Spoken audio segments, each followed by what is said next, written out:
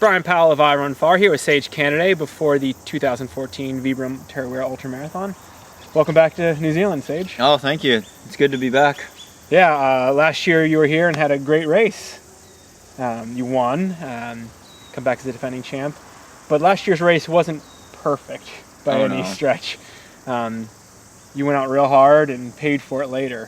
What have you learned in how have you improved or learned in that year since? Because Timothy Olsen ran out of real estate to catch you, but it was close. It was scary. I guess to pace myself better. I still, 100K is still a really pretty far distance for me, as far as distance I race, so it's a long way to go, and here, the humidity's a little higher. It's a lot warmer than Colorado at this time of the year, so I'd probably stay on top of hydration, drink more water, less Coke, and not go as fast. I'll write down my splits from last year on my arm at each aid station, because I know 16 miles in, I think I made my break for the lead, and I just pushed way too hard, and I couldn't handle it. My quads are shot at the end. I remember looking at the race program 2 days ago, and there's a relay race, a 5-leg relay race that goes on alongside the 100K, and you have the record for leg 2. Oh yeah. None of the individual relay runners have run faster on that, so you were clearly pushing early. Yeah, I outdid myself on that. I think one of the relay racers was chasing me down, and I was with a mountain biker, and we thought it might be a 100K runner, and it freaked me out. So then I sped up even more, which it ended up being a relay runner. So this weekend you're probably the favorite. You're the defending champ, and looking at the field, you got to be up there with the leaders. Do you think you'll run, sort of with that lead group for a while, or are you just going to run your own race the whole way? A little bit of both. Yeah. I think going out conservatively is probably a good idea, and with such a loaded field, it'll be a pack, I'm sure, for a good ways. But I'll gauge my pace based on last year's Strava splits, and but how I feel. You can have rough patches, you slow down a little, rehydrate, and I definitely want to pace myself more conservatively early on. But then the course changes, so it'll be interesting at the end. I mean, compared to some of the people in the race, you're a very good climber. I mean, on stuff like Mount Washington, you can climb really fast, and that's where you made your move last year, right? Yeah, I was on a road, 16 miles up, and then a smooth runnable trail uphill. Whereas the end of the course, there's 30 plus K of slightly downhill, single track and dirt road.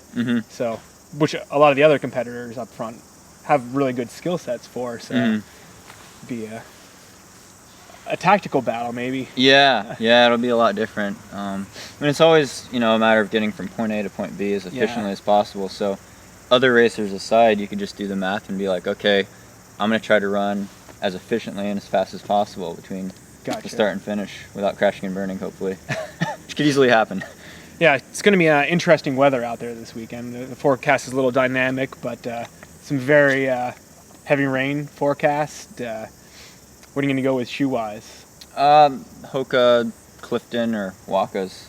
Okay, so definitely still sticking with a road shoe, even in the rain? Yeah, I mean, I've been talking with a lot of the locals and race director, Paul Charteris, and they say it actually drains pretty well. So even if it's raining a lot because of the soil, there's some volcanic rock in it, and there's a lot of vegetation, that it actually doesn't really get that muddy. It won't be a or slick slippery. clay or anything. Yeah, so even with traction on these shoes bottoms, I think hopefully I'll be okay. I don't know. Yeah. I hope it won't turn. And it's not like you have 1,000-meter descent on slick trail where it's pretty flat. Yeah, so. Part of the end's like crushed rock, fire road. Yeah. From what I heard, they were saying almost like a cinder track. Yeah.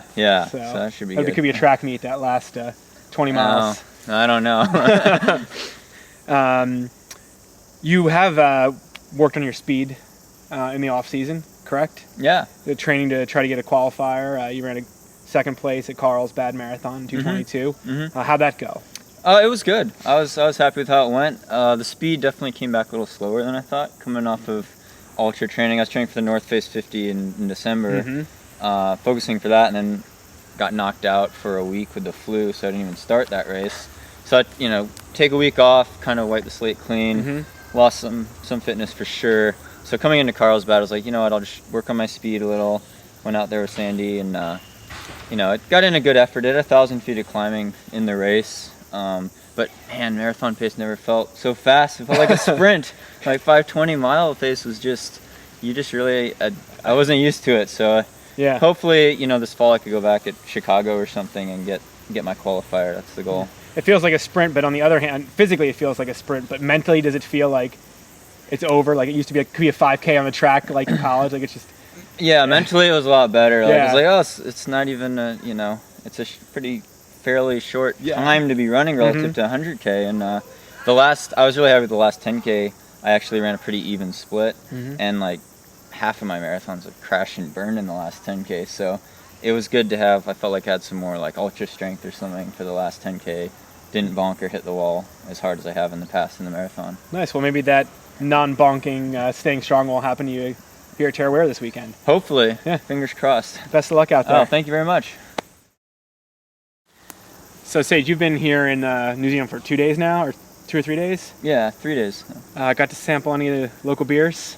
I did. I had a ginger beer, and last year... An alcoholic ginger beer. An alcoholic ginger beer, yeah. Last year they only had the regular ginger beer, which is more like root beer, non-alcoholic. But this year, one of the major brewing companies in New Zealand, they actually have a alcoholic ginger beer. Pretty So good? I had a couple of them last night. It was very good. Nice. And you brought some Avery back. I brought some Avery over, yep. Nice, Yeah. good trade. Yeah, it is.